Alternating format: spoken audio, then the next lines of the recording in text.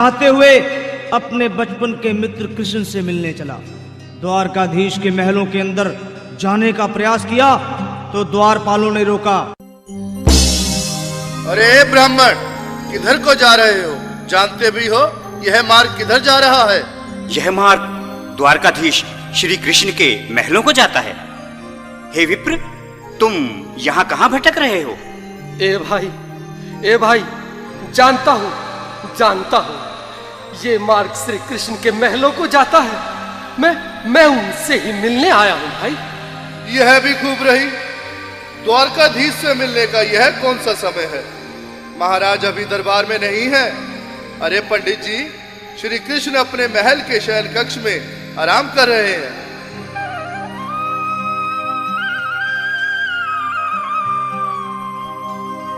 देखो देखो ये गरीबी का हाल, कृष्ण के दर पे विश्वास लेके आया हूँ।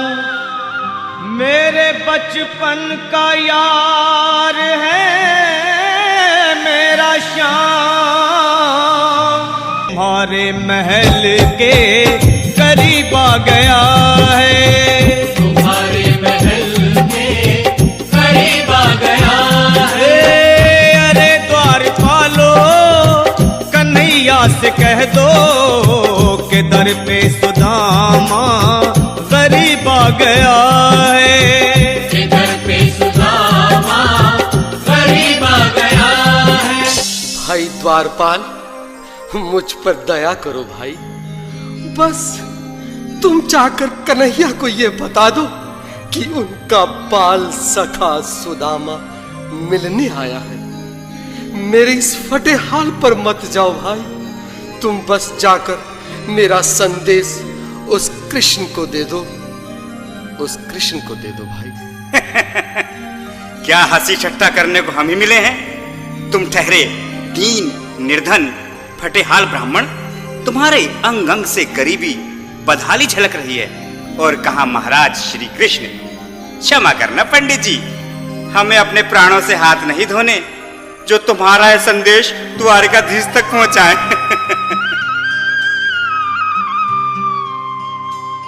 न सर पे है पगड़ी, न तन पे है जामा, बता दो कन्हैया को नाम है सुदामा।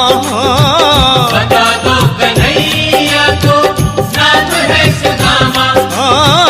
बता दो कन्हैया को नाम है सुदामा। न सर पे है पगड़ी, न तन पे है जामा, बता दो कन्हैया को नाम है सुदामा। हो न सर पे है पगड़ी, न तन पे है जामा, बता दो कन्हैया को नाम है सुदामा। हो बता दो कन्हैया को नाम है सुदामा। बस एक बार मोहन से जा कर के कह दो, तुम एक बार मोहन से जा कर के कह दो कि मिलने सखावत नसीब आ गया है। कि मिलने सखावत नसीब आ गया है। हाँ, अरे द्वारपालो, कन्हैया से कह दो कि दर पे सुदामा करीब आ गया है। कि दर पे सुदामा करीब आ गया है।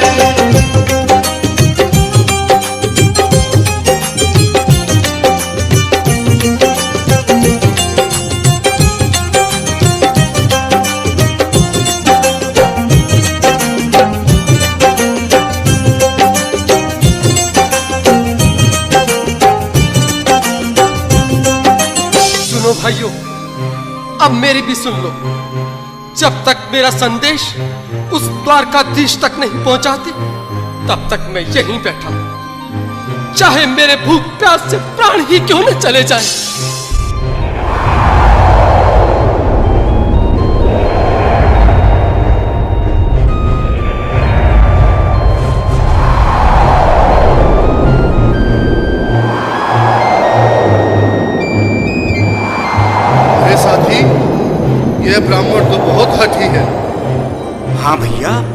सुबह से शाम होने को है, पर ये यहाँ से जाने का नाम ही नहीं ले रहा।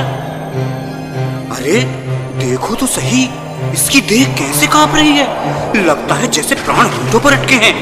भगवान न करे अगर ब्राह्मण ने यही प्राण त्याग दिए तो, और अगर ये सच में द्वारिकाधीश का मित्र हुआ तो क्या होगा भैया? सही कहते हो। अगर ब्राह्मण हत्या का पाप लग गया तो पीढ़ियां नरक भोगेंगी। अगर महाराज का मित्र हुआ तो मृत्यु दंड का भय है। अपनी आने वाली पीढ़ियों को नरक में डालने से तो ये संदेश पहुंचाना ही ज्यादा अच्छा है। क्यों ना महाराज का संदेश पहुंचा दें। ऐसे करो, तुम जाओ भैया। तुम जाओ भैया, तुम उम्र में बड़े ठहरे, मेरी बात को समझो, तुम ही जाओ। देखो भाई, मैं ठहरा बाल बच्चेदार परिवार वाला, मेरे बूढ़े माँ बाप हैं। तुम ठहरे कुंवारे अकेले। अच्छा, मैं ही जाता हूँ। बिल्कुल थोड़ा थोड़ा रास्ता दे दे, बिल्कुल बीच में ही। मनोहर सिंह जी, आज फिर लीलाधारी के चेहरे पर मुस्कान है। लगता है जरूर कोई नई लीला रचने वाले हैं। द्वारकाधीश की जय हो। कहो द्वारपाल, इस समय कैसे आना हुआ? महाराज, क्षमा चाहता हूँ, पर कारण ही कुछ ऐसा है। द्वार पर एक ब्राह्मण स्वयं को रुक क्यों गए? आगे बोलो। द्वार पर एक गरीब ब्राह्मण स्वयं को आपका मित्र